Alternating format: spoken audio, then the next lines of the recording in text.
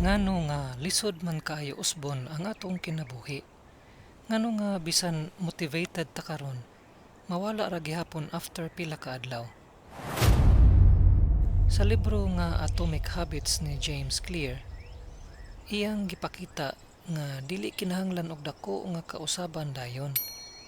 Kay ang gagmay nga habits nga imong buhaton kada adlaw mao ang makapausab sa imong future. Sa kani nga video, atong hisgutan unsaon pag-build og maayong habits ug pag-undang sa mga dili maayong batasan. Part 1.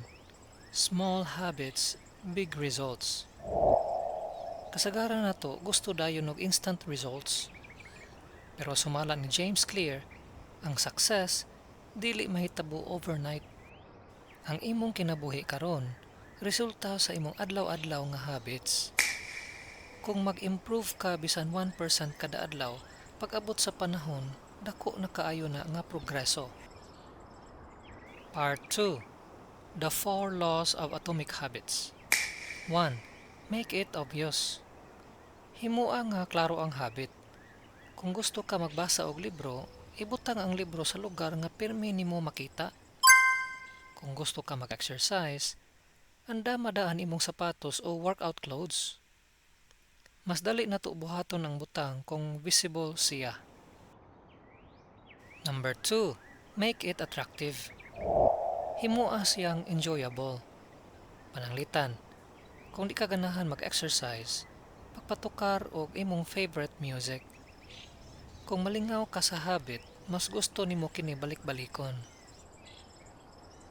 Number 3. Make it easy. Ayaw sugdi og dako dayon. Kung gusto ka mag-jogging, sugdi lang og 5 minutes. Kung gusto ka magbasa, bisan usa ka page lang. Ang importante, magsugod ka. Number 4. Make it satisfying. Dapat na i-reward. Pagmarka sa kalendar kada mahuman nimo imong habit, kanang feeling nga productive ka, maunay mutabang nga ipadayon nimo ang habit. Part 3. Focus on systems.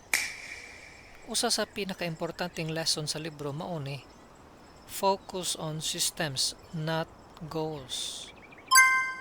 Kay daghan tawo adunay goals, pero dili tanan adunay sistema. Pananglitan, imong goal mahimong fit. Ang system maglakaw 30 minutes kada adlaw. Ang sistema mao gyud ang makahatag og resulta. Part 4. Change your identity. Dili lang habits ang usbon, kundili imong identity. Ayaw iingon, nag-try ko og exercise. Mas maayo moingon, healthy person ko. Kung unsa imong pagtan-aw sa imong kaugalingon, mao usab imong lihokon. Hinumdumi. Ang dagkong kausaban nagsugod sa gagmay nga actions. Dili kinahanglan perfect ka. Kinahanglan lang consistent ka.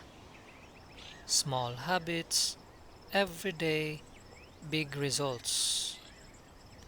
Kung naka-learn ka sa video, don't forget to like, subscribe, ug share para sa mas daghang motivational ug life-changing content. Salamat sa pagtan-aw ug kita-kits sa sunod nga video.